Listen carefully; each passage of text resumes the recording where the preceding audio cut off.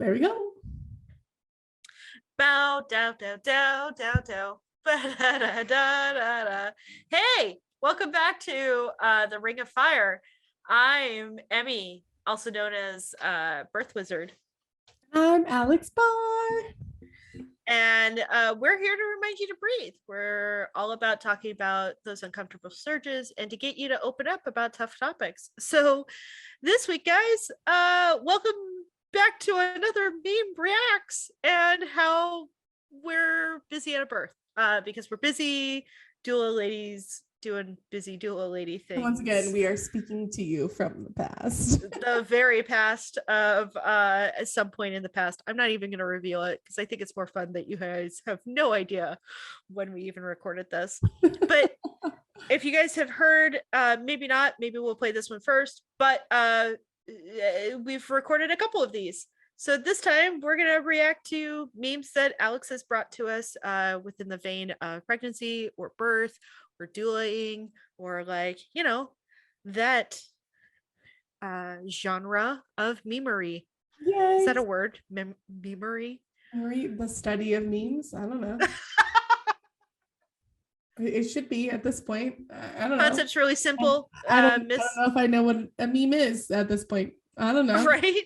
I really, No kidding. This is again showing how old I am, but I just like, I thought memes were like where it's like the dog's face and then there's like the sunburst Doge. And yeah. so like that setup for like literally everything. But now I feel like everything's a meme. So hopefully I picked actual memes. I don't know. Nice. So just like some education for y'all, it means which is imitated. It's a joke that's imitated. So you take a premise of an original joke and then everyone imitates it into their own flavor. That's a Got it. So that's why things like I still think we got some stuff to talk about. That's okay. Next time I will find actual memes.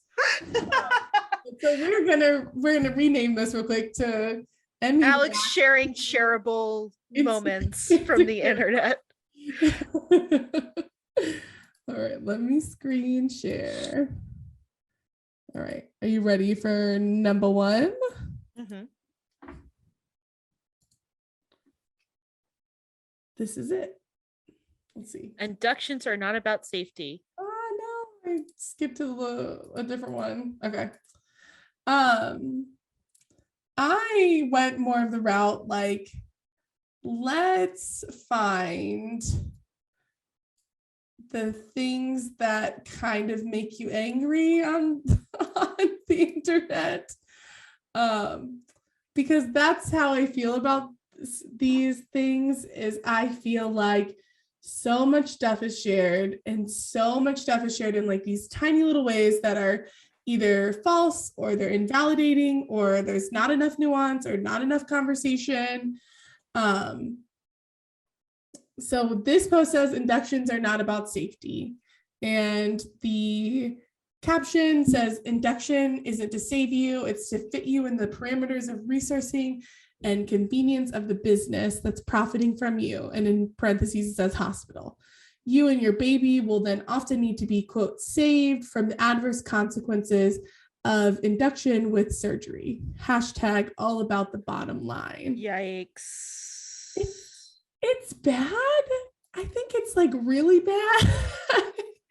Did you read the second half of that caption by chance? No, but I can. Let's see. I just want you to read the part about surgery. Okay. I'll finish reading the caption. It says, and I'm not suggesting that more surgery is required in lieu of inductions because it's all smoke and mirrors. All the, quote, risky things you might be told, big baby, small baby, low fluid, high fluid, aging placenta, gestational diabetes, the list is endless beyond this, that necessitate intervention also don't need intervention. I don't even think that makes sense. So essentially they're stating all of these things that need intervention don't necessarily need it, but has no sources stated or anything.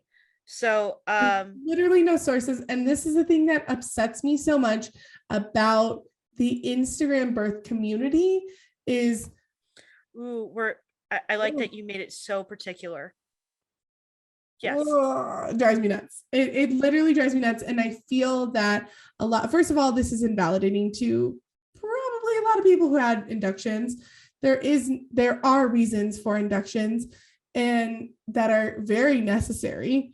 And, even to say like gestational diabetes isn't, you don't know that, and I feel like a lot of the, and maybe it's my fault for following a lot of like the more, I don't know, it's more midwifery driven and more unmedicated birth driven and kind of that kind of lane that there is so much like more to talk about that. And I do feel like you talk about a lot. It's like failure language. Yeah. And if people didn't know, like weren't traumatized before, maybe they're going to feel traumatized now because you didn't explain that there is necessary reasons for inductions. I just have to say it right off the bat because I feel it needs to be said. A necessary induction is the one that you find necessary, right? And I'm going to say that a second time because so many fucking people need to hear this. A necessary induction is the one you find necessary. So even if you have a birther and quote unquote doesn't have a necessary induction because they're just over pregnancy, that's a necessary induction because they deemed it necessary. Whatever the reason is, and the birther consents to it and has been fully told the benefits, risks, alternatives, that it was necessary for whatever their biases and their own groupment spectrum and where they lie in. Mm-hmm. Sorry, I just have to say that because I again, that's your reaction to it. And I think that's great because that's kind of the conversation that I want to have. Right. It's just like, I don't know. And it even says if there was genuine danger to you and your baby remaining pregnant, so if there was genuine danger to you and your baby, why is induction the solution? Wouldn't you expect immediate surgery if there is such a grave risk as is alleged by the care provider? So I think it's fascinating that. Okay, so this is the part where I get impatient with, in particular, birth workers who have not worked with anyone who is not high risk or in a category of considered high risk and only dealt with white, young-ish, low BMIs, like birthers. Yeah. In particular, white. Their reality is not reality. It's not reality. Yeah, it's just not reality. Yeah. And we've gamed the system as humans with how many babies survive. Yeah. We've just like gamed it all against her, which is part of the reason why we have some of the issues that we do. But like, as many births happen for humanity, not so many people should survive it. That's both birthers and babies. Yeah.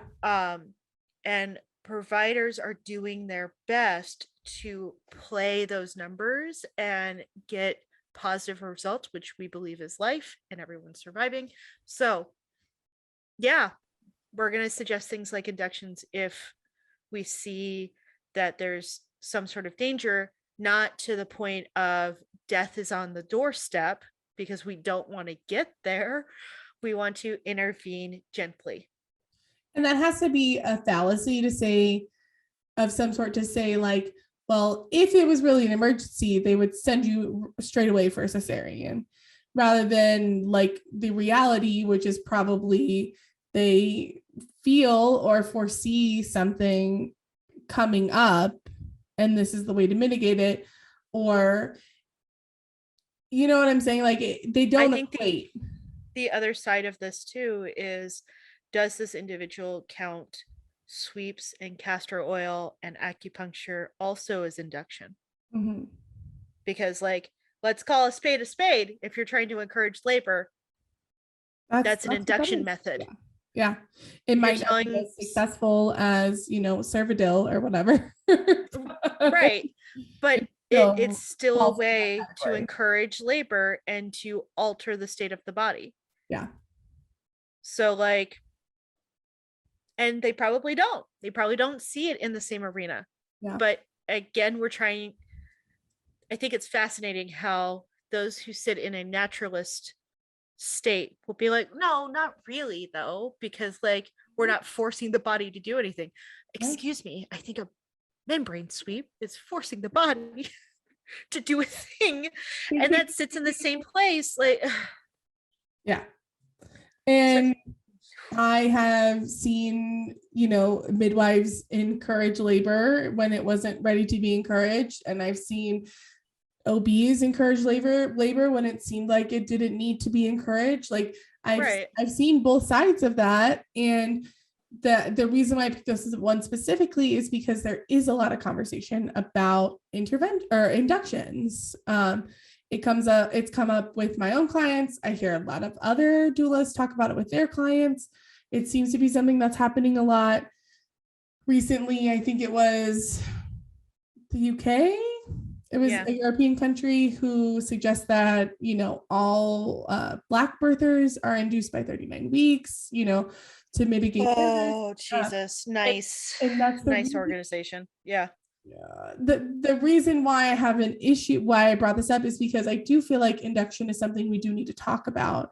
I do think it's something that more people need to educate themselves on it, because so that they are making that informed choice and they are making correct. that, like you said, the induction that they chose, right?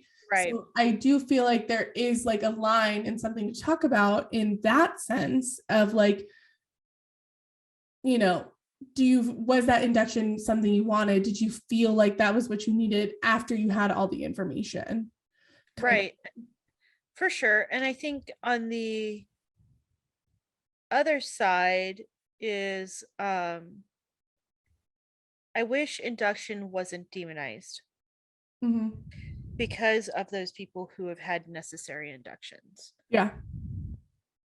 And if it's ever brought up in those circles, in those spaces, the immediate reaction is it must have not been necessary. And that's why you hear that rhetoric out of me of it's necessary because I deemed it necessary. Or they deemed it necessary. Mhm. Right. Um, so I'm very quick with these. And I went through a hellish induction. I am not like, hell yeah, induction, right? Like mine was 4 days and there was a ton of intervention with me, and mine resulted in a fairly traumatic experience where I felt my cesarean, and I'm like very open about that. Yeah. At the same point, I will never tell an individual that if it is where their provider's telling them you need to be induced because the NST came back funky and it's time, make them afraid of it.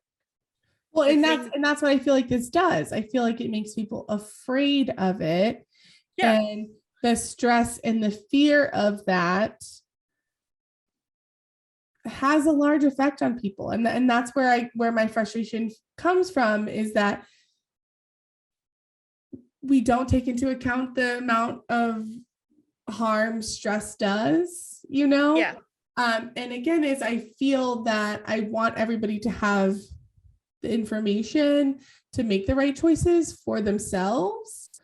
yeah, And it just doesn't feel like you get it from either side. It doesn't feel like providers are all the way always upfront about, the risks of it, or if they feel if it's really necessary, or if it's a timing thing. We all know about the, babies aren't born on holidays, I wonder why, it must be, right. that kind of stuff. And so I guess that's where my frustration comes in from it, is I don't feel like anybody's talking about it realistically. I think the whole fallacy in this one that makes me upset is equating that it's about business. I think it's fascinating that, again, going through the whole like logic of it. Yeah. If inductions are for business, then does every midwife who does a sweep do it for their bottom dollar too? Or is it just obese? Yeah. And I think they look at it only as obese because that's where we talk about the cascade of interventions. And that's where we talk about, like, where everybody wants to talk about, that's how we end up at a high C-section rate. Like, that is where I see the logic go, is that all of this, the high cesarean rate comes from the cascade of intervention, comes from the high rate of inductions. Like, that, which a you and I are, that they're going through. I could talk about this until the cows go home. A C-section does not mean it was a bad birth. Yeah. A cesarean does not mean a bad birth. It is not a birth that we need to avoid. Yeah. But that is, like you said, the naturalist kind of side of it, you know? Yeah. So it's just, yep, I'm glad you chose that one first.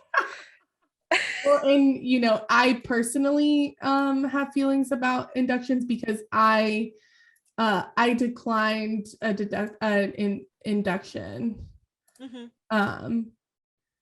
And because for my own birth, and it's really funny because they were like, you know, I was at my appointment and they were like, you know, tomorrow, you're 39 weeks and, you know, we think you should induce because you're fat. But God, they said high BMI, whatever. Christ, Alex, I'm so sorry. No, it's okay. Because at that point I had armed myself with knowledge, and that's where I feel like everybody needs the knowledge because then they get to make the right decision for them. Correct. I was able to decline it, and then I went into labor the next night. So, oh, that's so funny. I've had two clients who were being urged by, in particular, I'm calling out these two clients. The very first VBAC client I ever had was highly encouraged, pressured is the word I'll use, to be induced. She hired me at 39 and a half weeks because of this pressure. Mm-hmm. And she sustained that pressure until 41 weeks on the day, where she went into labor on her own spontaneously, had a baby within 12 hours of spontaneous labor coming in. Her OB, I have it recorded because I was doing virtual because it was of the time. Yeah. Said on camera, I guess you didn't need that induction after all. Yeah.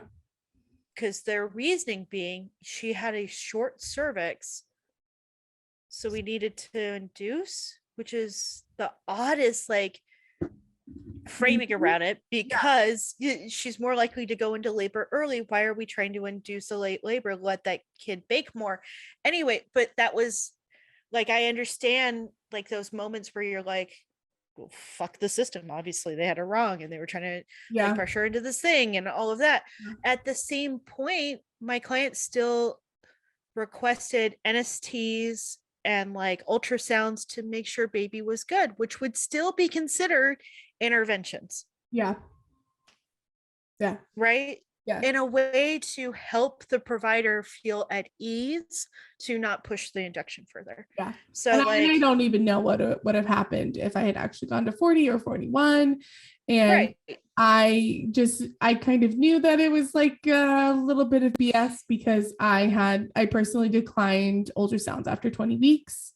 That was a decision I made because everything was going well with my pregnancy and everything was very healthy with my pregnancy. And I knew that the later ultrasounds were going to be used against me because there was a high chance of them being used against me because I had a high BMI and then you have a big baby and but they still tried to use it because when I declined the induction, she said, okay, well, because you're declining this induction, I have to let you know you have a high chance of shoulder dystocia and, you know, macronesia and like all of the, you know, list of stillbirth and all these things, even though my baby was healthy and they had not done an ultrasound after 20 weeks. So how do you know my baby's big?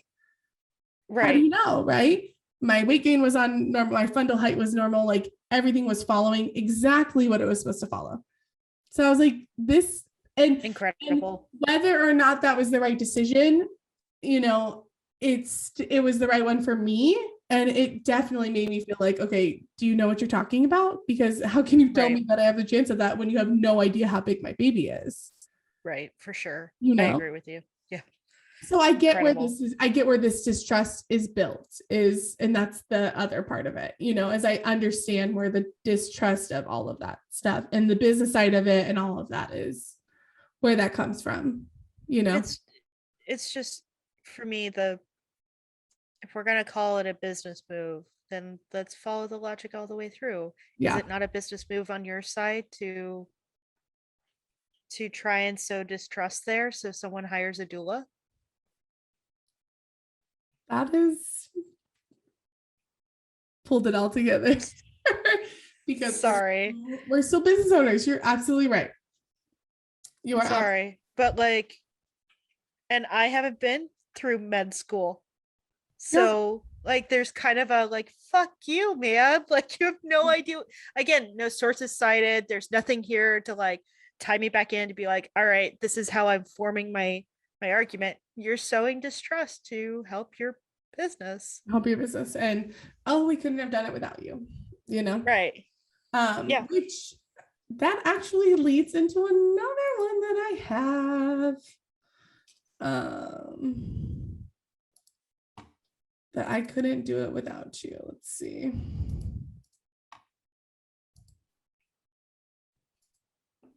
All right. Reasons a doula is essential for birth.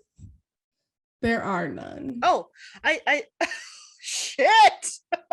Which goes on to be the reasons a doula is essential for hospital births.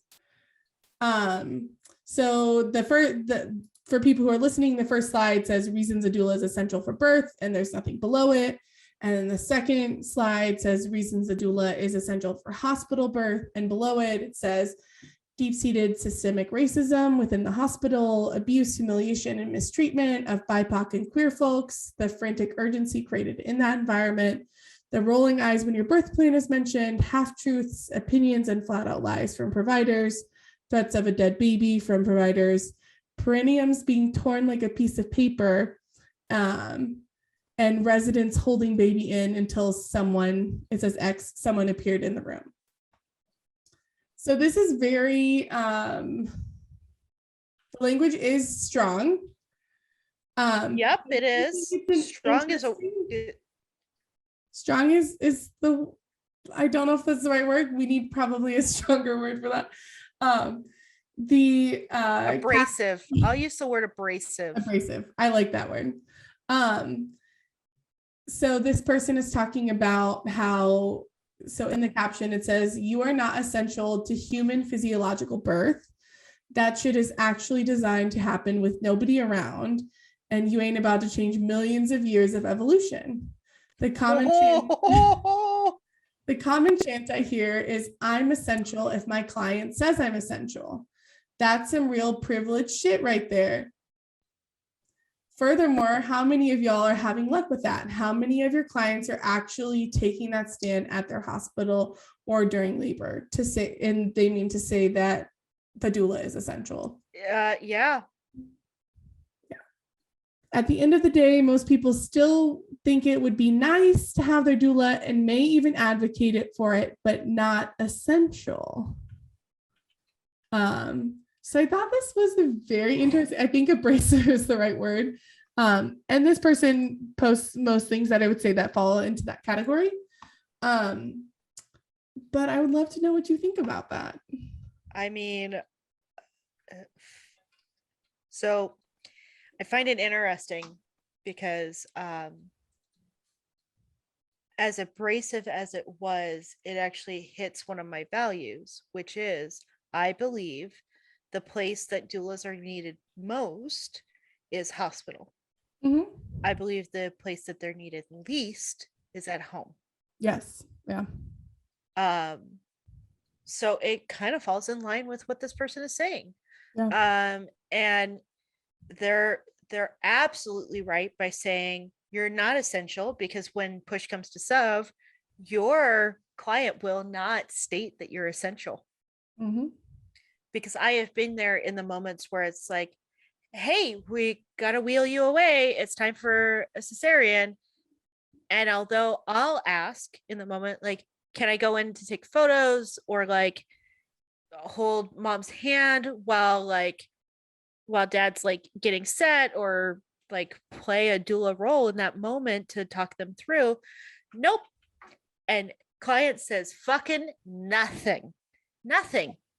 Does not ask for me, does not advocate for me to be there, does not see me as essential in that moment. Mm-hmm. Obviously, there's some who have, right? Yeah. Who have advocated for it, but the majority do not. Yeah. So I have to agree with this person, like, as abrasive as it is. But I go back to the original intention of doulas, which are to serve. And I'm gonna say it. A lot of these doulas out here aren't concerned about serving our clients.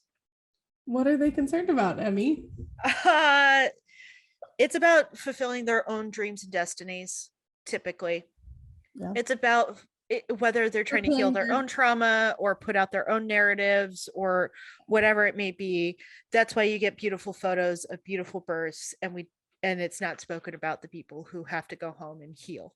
Yeah. And truly heal. Yeah. And my baby. Yeah. And why you get cute photos of cute chicks holding cute babies and not being real about the call that happened at 2 a.m. because she's freaking out that there's blood and maybe it was my mucus plug and bloody show, or should I go in and like the reality of it? Right. Like, we're not talking about, that's the part where you're essential. Mm-hmm. Well, and that's where I feel that it brings up a good point about like the mistreatment and the systemic racism that are involved in the system. And it really, it feels like I felt like the wording was abrasive, but that's okay with me because I feel like I agree with it. I agree that for physiological birth, there's not much a doula can do. And I think that the necessity of doulas has been created by the mistreatment in the medical system. There's that. I think the thing that needs to be said too, because it is brought up of BIPOC individuals and those who are queer or a part of the LGBTQIA community are at a higher rate of some sort of trauma or assault happening to them. And or even death. Yeah. Assault or death, just death. The part that we need to talk about is those moments that I'm essential are the times I am most uncomfortable and I have to talk for my client so that way assault or something does not happen. And that's a role that I get really uncomfortable with, but is essential to this, right? Where I have to yell at a nurse about not doing a cervical check without explaining why, because you're about to stick your fingers in someone with a Cook's catheter, so you're going to run into something, and this person right here is a sexual assault survivor. Like, why are you not using your words right now? I need you to like, come on, Linda, I know you know this stuff, right? Like, I've had a nurse ask and my client say no, and the nurse continue what they're doing, and I have to say, I've had to state, like, she said no multiple times with this nurse. Yeah. So they're right. You're there, hopefully, to protect them from some undue harm or help them navigate it. The part though is those who need it most, and that's the part that I really enjoy about this one, possibly don't have access to you. And that's how I feel about the entire field of work, of doula work, is if we really are essential and we are essential in those ways, then what are we doing?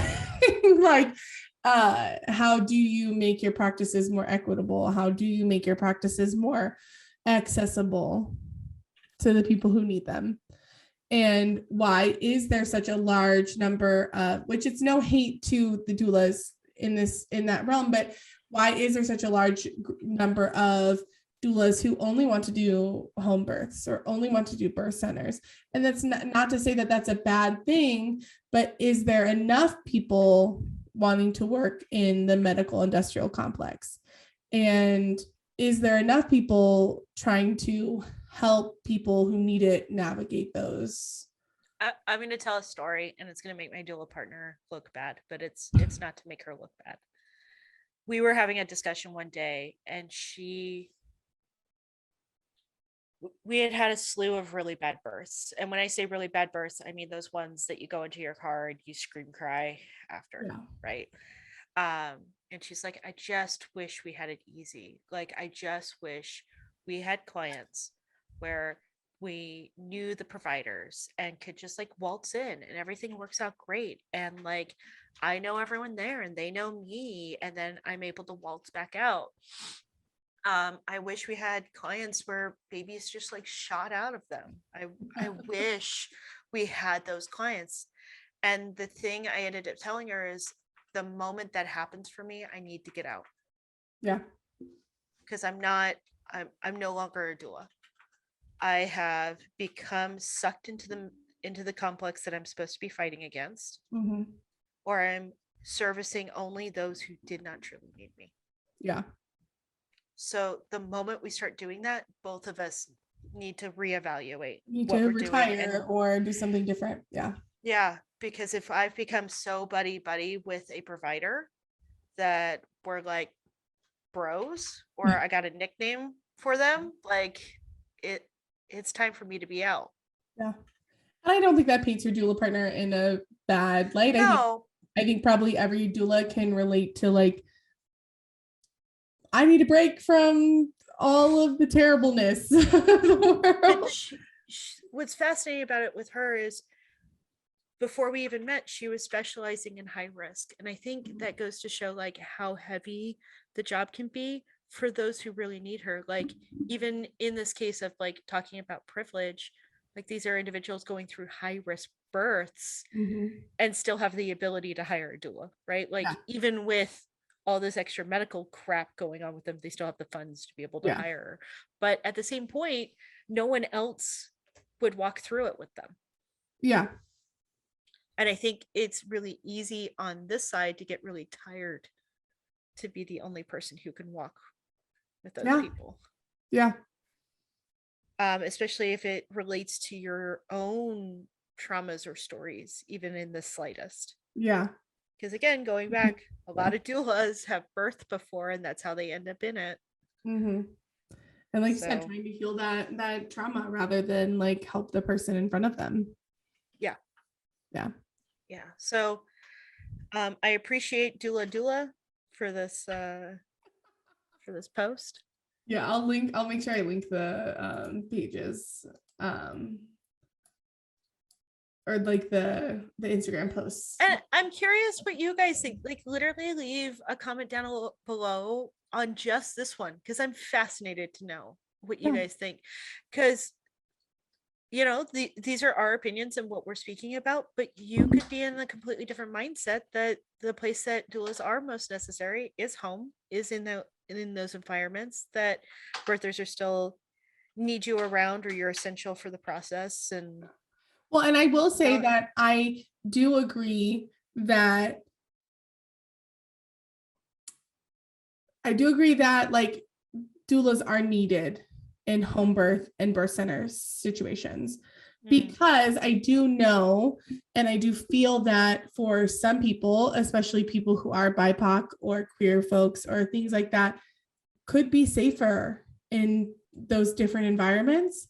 And I think a lot of people could be safer in those environments. And if keeping them out of the hospital is what is safer for them and what they want, and a doula can help with that, and they can provide the emotional and the physical support to keep them out of the hospital, I think that's amazing. And I feel that I have done that with some of my birth center clients. So I don't want to say like, oh, it's not necessary. I just feel that there is a lot of hate towards people who end up in hospitals. Yeah. But there's literally so many reasons that you can end up in hospital, even if you wanted a home birth, even if you wanted a birth center birth, that you end up in the hospital. And to not talk about that like it's not a very real possibility for anybody, to end up with something that makes them high risk, or end up with a transfer to a hospital if that was not their original plan. That is where that's where like the frustration comes in. I hear you. I think the thing that should be noted here too, and it's probably the only part I disagree with, is yes, evolutionarily, birth has been happening since the beginning, right? However, there's always been a person that has guided or given wisdom throughout the process. Yeah. Even if the word was not doula. Yeah. That's why usually I'll tell people when they're like, what's a doula? Of like, they're your village crazy lady. They're the lady who's been through it thousands of times to tell you that everything's normal, that this is what it is, like explain it to you carefully. So that's the only piece I disagree with, is like, probably not necessary, but it's just as baked in. Yeah. Because we're community animals, so it's just as baked in.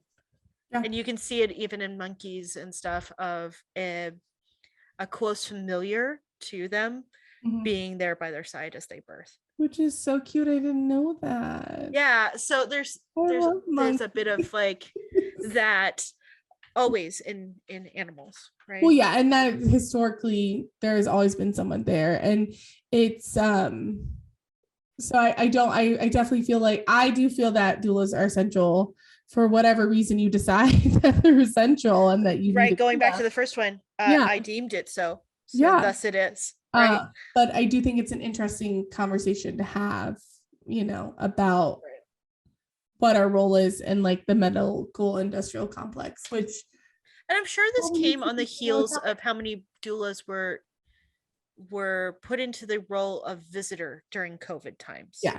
And I think that's what the person is referencing in that post. Right. Yeah. All right. Fun. Next one.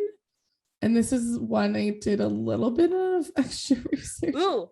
Okay. We'll let you do your research, like tidbits, and then I'll do my full reaction. So that way I have full context. Does that help? Okay. I have to cut that out because that was so desperate. All right. This says, if you don't like drinking flame retardants, you might not want to drink Glucola to test for gestational diabetes. There are plenty of alternatives, and you can also decline. I looked up what they were referring to with the flame retardant. They were referring to brominated vegetable oil. And it is banned in the UK and Japan.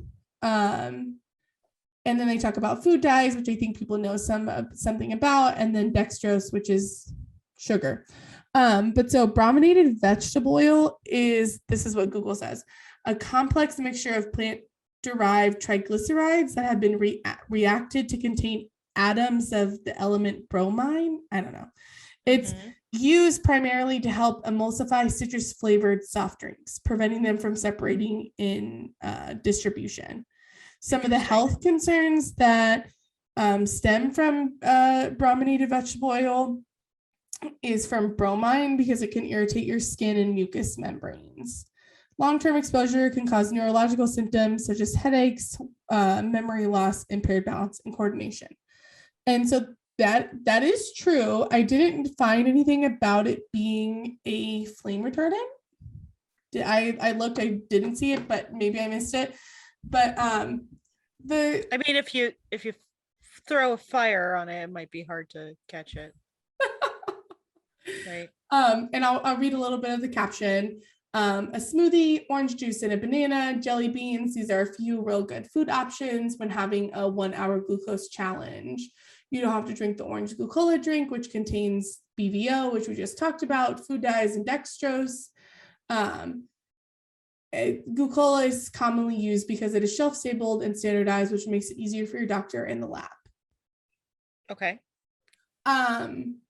So what do you think about that? Okay. So, do I start with the personal story or do I start with some of my understanding of language and how we use it? Let's go personal story first. Okay. My first pregnancy, I took Glucola. I should have, my appointment was at 11 a.m. They told you not to eat, right? Yeah. And it was a little bit late, but that was the earliest they could get me in. So it was whatever. I have a history of fainting. I have like the one for low blood sugar affecting me, whatever. Hypoglycemia? Hypo? Yeah. So. So I have hypoglycemia at times. So it's important for me to eat and keep on top of that. Also, people who get hangry in quotation marks suffer from the same condition. That's what's going on. So my mom took me to that appointment and she was really upset that they told me not to eat because it had been so many years since she had done her own test that she didn't realize that was a requirement. And when I took it, I passed out and I threw up. No. And so I had to take it again in the same sitting while I was there. And then they did my blood test. Mm-hmm. Essentially the doctor right afterwards was like, more than likely you're going to pass because usually people don't have that kind of reaction unless their sugars are in a good place and goes into this whole thing. And I was really upset because I was like, this was awful. Why was I even being tested for gestational diabetes? Like no one in my family has ever had a history of it. Diabetes, like regular diabetes, doesn't run in the family. And like it took me until I became a doula to understand that gestational diabetes and diabetes aren't actually connected. Nope, like I thought they were connected, same name, so obviously they must be connected. They're not even connected. Like placenta. Right. So like it was one of these that I was like, why was I even tested? Am I really at risk? And it was just like a miserable experience. And I remember I went to like lunch with my husband at his office like right after, and I ate so much food because like I just needed something in my body. And so with my second, I was at a midwife care, and when we had the discussion, I was like, do I even need to take a test? Like last time I took it, it was kind of traumatizing. Can I just like not take it? And they were like, I mean, you could, like, it's all within your right to not take it. But did you take Glucola last time? And I was like, I don't even know. It was orange in a bottle. And they were like, yeah, that was Glucola.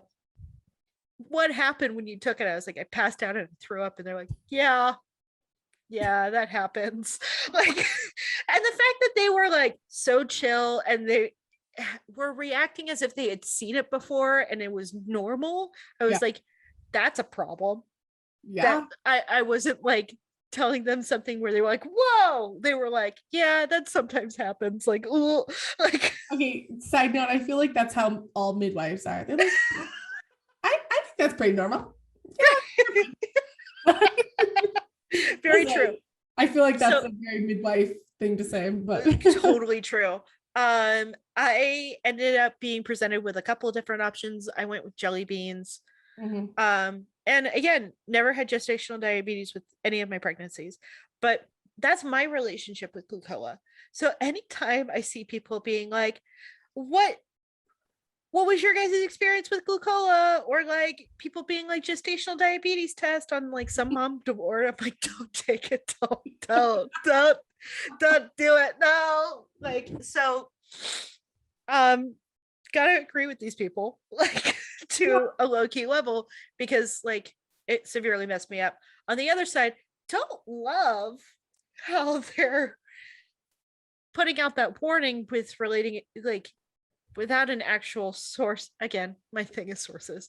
Yeah. Of like flame retardant, or like explaining all the way through what's going on there. And it's obviously a scare tactic. And Right. even with the research, what I found, it literally was just like, if it's used in high amounts.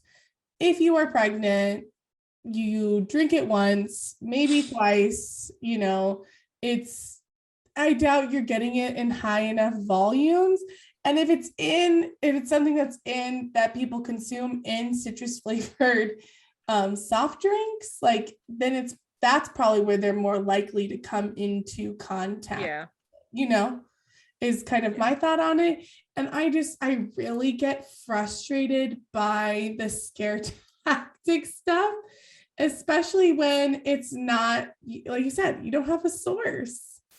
Right. So you don't have a source. In my opinion, and I think you and I are on the same page with this one, I think just as effective, and also puts the same point across.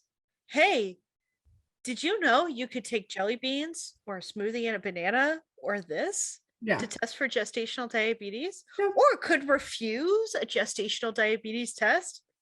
Click here to find out more. Right? Like, here's more information about it. Yes. And that's where I feel like so much again, there's bitches hate nuance. I'm telling you. As soon as I heard that, I was like, that's true. They hate it. They hate having the more in-depth conversations. And you're right. You could say, hey, instead of drinking this nasty drink, you can eat some jelly beans. Okay, jelly beans taste better than Glucola. So cool. I'm here for it.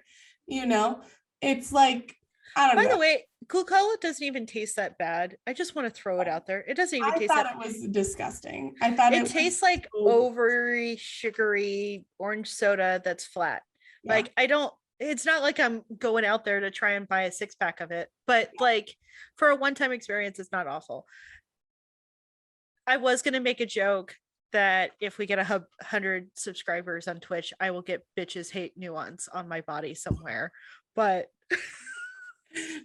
because I love it so much. And 100 we people can get, that can be our Ring of Fire tattoos. We can get that nice. And I have to shout out the original podcast I heard that on is called Bingetopia. It's my favorite podcast ever, but it's so true. People hate nuance and they hate having these conversations. And I do think it's a good thing to tell people that there are alternatives. And I think it's a good thing to tell people that, because sometimes doctors will tell you that there's not, or they will tell you that there's no other options when there absolutely is.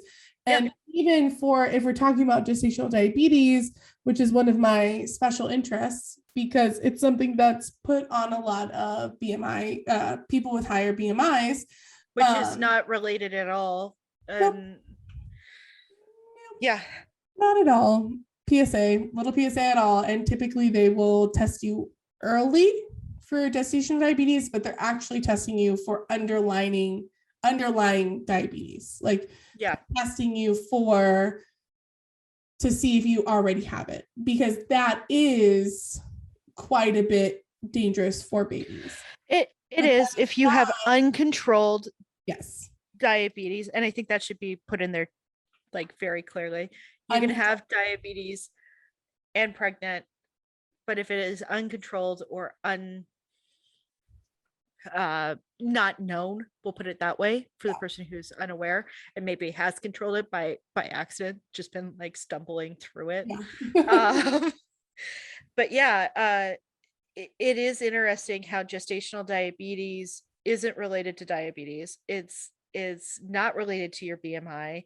It's not related to family history. It's I believe it's like 20 or 22 weeks is typically when they test for that, around that time, because they really can't tell if you have it before then. So typically early testing is to see if you have underlying diabetes. And like you said, if it's uncontrolled is when it could be an issue.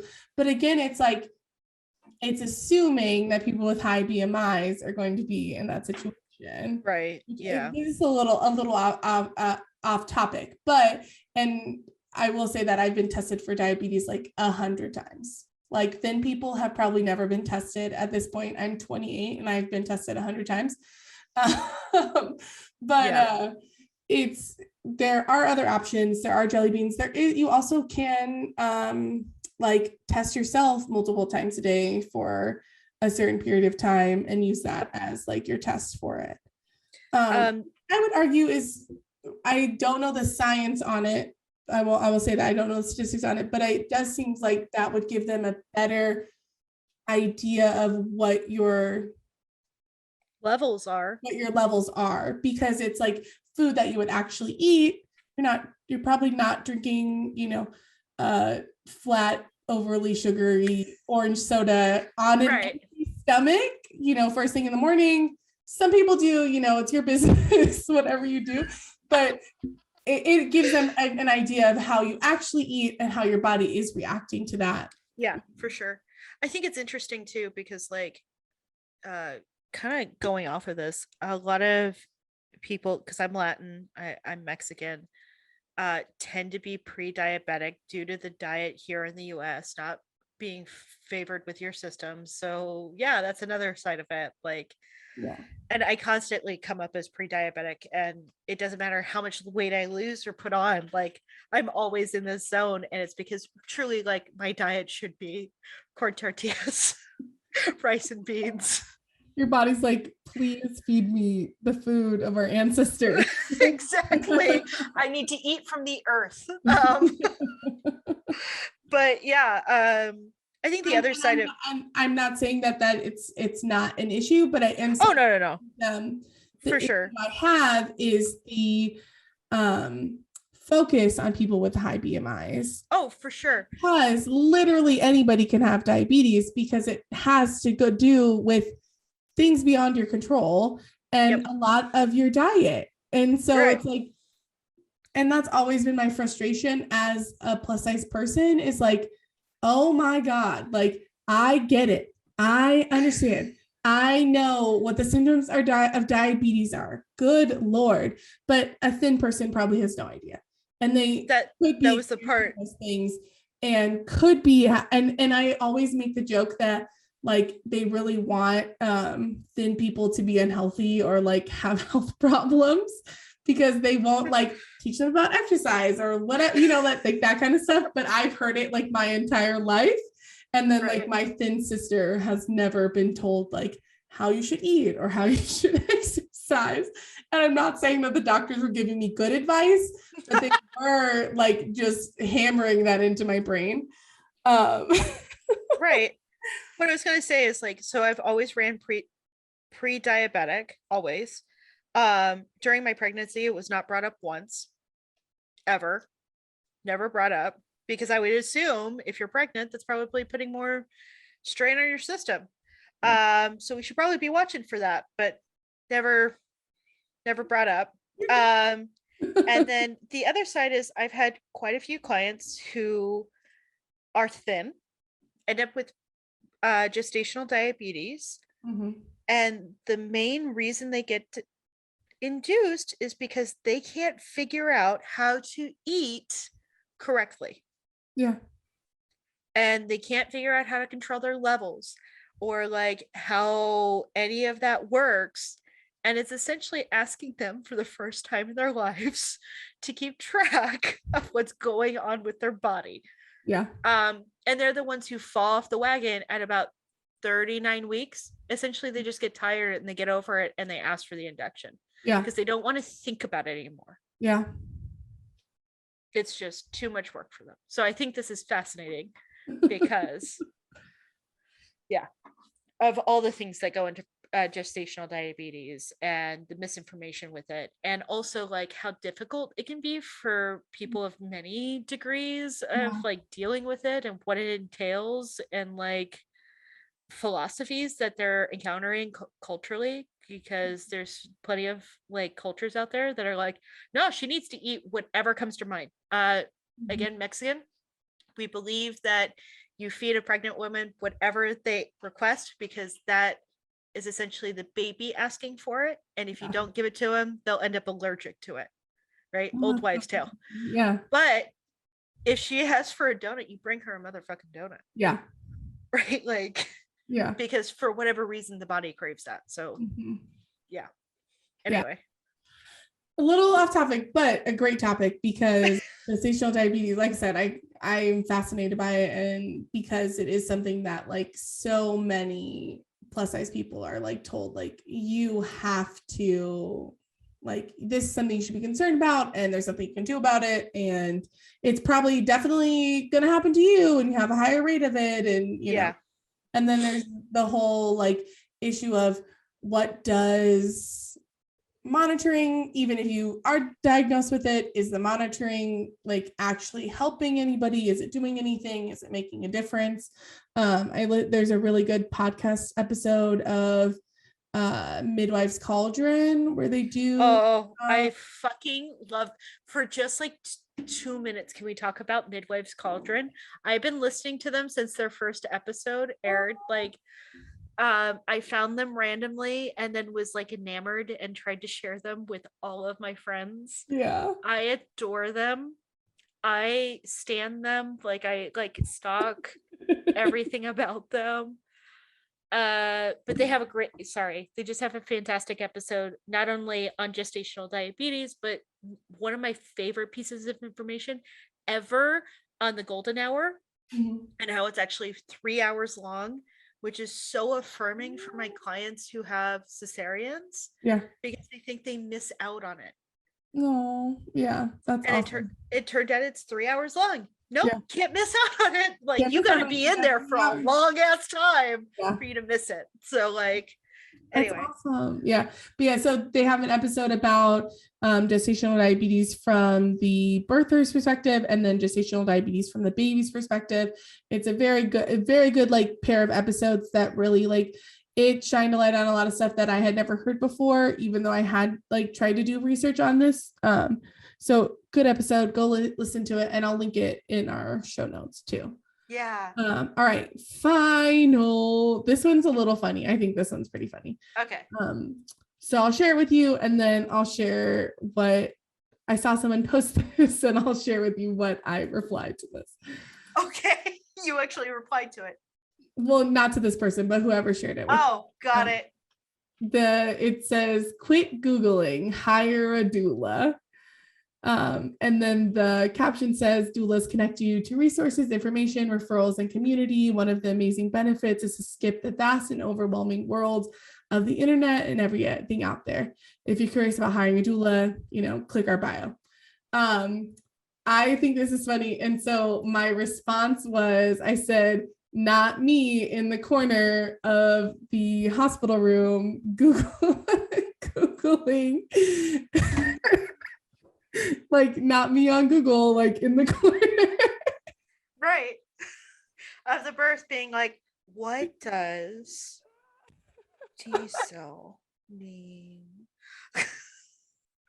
And I just thought it was funny because I get the point of it. It's a cute little post like this. Right. Google, because Google is a dangerous place to be, especially if you're pregnant. But I was just like, that's me. Like, what is the difference? Quit Googling, hire a doula who will Google for you. That's what you've responded. And I know we've talked about this on a past episode where I was like, sometimes people, like my clients will send me a question and I have to Google it just to make sure. Like, I know the answer, but I want to fact check myself, especially like postpartum questions, because postpartum is not my area of expertise. So I'm like, the worst is when they ask me about a pediatrician. I'm like, I don't know. I got mine. Like, do you want mine? I'll give you the information of mine. I don't know. And I remember when I was first getting my certification, they make you make a resource list. And oh my God, at this point, I've made 1 billion resource lists, just saying, because my childbirth educator class required like 10 different types of resource lists. It was like a lot, but my resource list at this point is like seared into my brain, and it's continuing I know, and I'm so envious of it because I see you just be like blah blah blah here and blah blah blah there and blah blah blah and I'm like, how do you keep all these people straight? Like and I'm so bad about that, so everything has to be written down. But when I was making those resource lists, I was Googling it. I didn't know, especially at that point, I didn't know who the pediatricians were. I didn't know who did postpartum like groups. anything. I didn't know any of it. And so I was like, it made me feel very like insecure about it because I was like, I'm not going to give this resource list to anybody. I literally just Googled everybody. Right. You know? And now it's getting to a point where I'm knowing a little bit more and I'm finding people on my own and actually adding people that I know and that I've met to my resource list. But it is like, and I feel like I'm telling people that these resources are like a benefit of like being my client, and I Googled all of them. I think it's really funny. I would add more to it. I would state that you need to stop Googling, hire a doula, but hire one who maybe has a special interest in the type of birth that you're going for. Yeah. Honestly, I'm advocating for you to hire a doula who's neurodiverse. Hire the autistic or the ADHD or like the highly anxious doula. Yeah. Because more than likely they've delved into so much time just researching and understanding the type of birth that you're trying to achieve, or like the obstacles that you're trying to jump over. Yeah. It's literally why my company exists, is because it became a special interest, and then like I couldn't stop, and here we are. Yeah, 3 years later. Very like vindicated when I created my childbirth curriculum, because like 90% of it came right out of my brain, and I was able to like sit down, lay it out, type it out, and like I had to like research, all the research came together into kind of one place, and I was like, oh, I know what I'm doing. And it made me feel like I'm not just Googling this shit. Like the stuff that I was Googling was like pediatricians in the area, because I have one child. He needs one pediatrician. Like I don't need to know where 10 of them are. And I'm also not the person to like shop around. So like I picked one pediatrician and I went to them and I didn't like them. And then I picked a second one and I like her a lot. And that's it. Done. Like, done. I don't shop around. I don't do that. I go to the place that feels the best, and that's it. And but so it's like I definitely had more information than I thought, and I didn't have more expertise than I thought, and I just didn't realize it till I was able to put it into one little package, that all the books you've read and all the research you've done and all the conversations you've seen and all the clients that you've been with, like all of that stuff has taught you stuff. So it's, funny to make a joke about it, or, to use Google as like to kind of like double check yourself, things like that. But I had to be funny. I think it's interesting that slightly you're going into what would be a fascinating episode on its own of imposter syndrome and birth work, or just like life, because I relate to what you're talking about. I developed 3 separate classes and I'm about to develop another one, and I avoid trying to make the class for at least a week and a half until someone yells at me and is like, you should pick the class. And then I'm like, I don't know if I know enough. And then I hyper focus on it and I bang it out. And you obviously know what you're doing. Yeah. I know what I'm talking about and everything that I'm doing. And like, I have sources and resources and like all of that behind it. So it's not me just like places to look. You're not literally like on Google or using Instagram. No, I'm not pulling it out of my ass, right? Like, so I do think that's interesting that it is so easy. And I think it's easy for a couple of reasons. One, doulas, again, more than likely came from a place of going through their own birth, of somehow being traumatized in it, or having a magical one, and now are doing the work. Yeah. So they're coming from a place of only experiencing their own and now trying to help others. The other part is they're interacting more than likely with highly educated people. Yeah. And you're more than likely not that highly educated person in the room. And in a way, you're being asked to challenge these highly educated individuals. Yeah. And that was so scary when I was a birther to do that. And I sucked at it. And I will definitely hire a doula for like every major appointment the next time I have a kid. Yeah. It, as a doula, it feels different and it feels easier and it feels like I expected to have more imposter syndrome, especially when I was kind of waiting for that first client.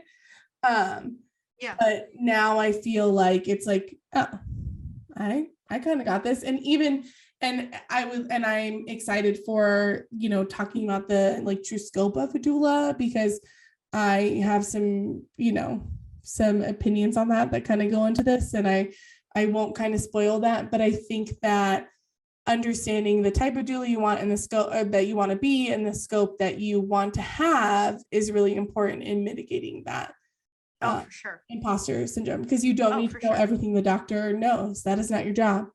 If you want that to be your job, go to med school and become a doctor. Like go to midwifery school and become a midwife if that's who you want to be in the room.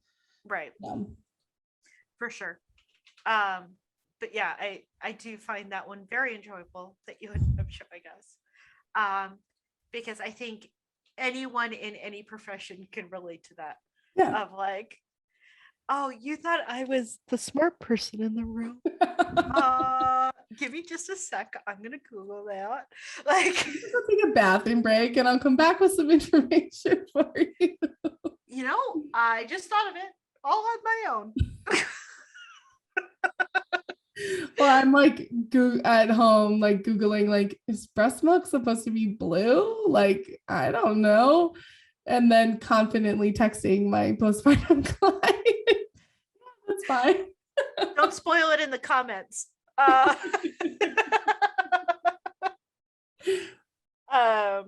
Yeah, we've all had that moment of being asked a question. I had one earlier this week, which was they sent me video, and they were rubbing on baby's hands to see if baby would like hold or grip them. And baby did slightly, but not like strong, right? And so this family was upset because they thought maybe something was wrong with baby, and they were asking me. And my favorite answer is like,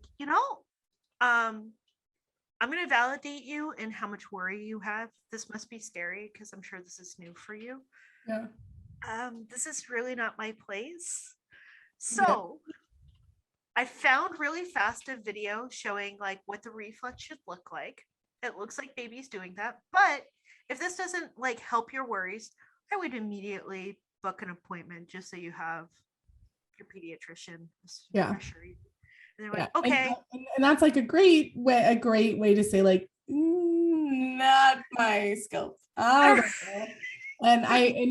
And I do find that I have found that hard with some of my postpartum clients, because I'm like, that is not my expertise. I cannot help you with that. I'm sorry, but like, here's some whatever. And they're like, okay, it's fine, never mind. And I'm like, no.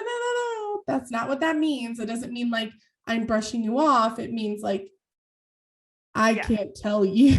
I can't this seems like a problem, like whether it's for breastfeeding or it's like a pediatrician issue, like that somebody with more expertise should do that. For sure. Like look at that.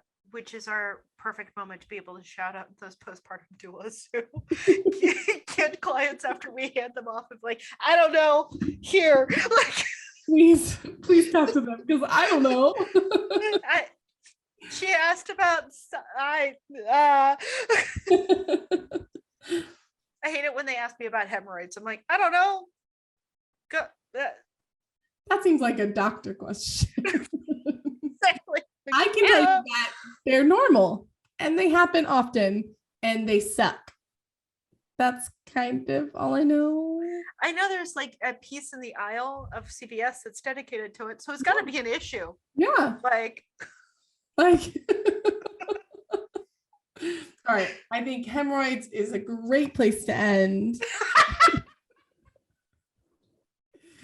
Thank you for joining us. I'm Alex Barr. I'm Emmy, aka the Birth Wizard. And you can hear us most nights or most Friday nights on Twitch at 7 or on Tuesdays on YouTube and all the other platforms. But if you're listening to us right now, it's probably because one of us is busy or sick or, whatever. Yeah. So see you next time.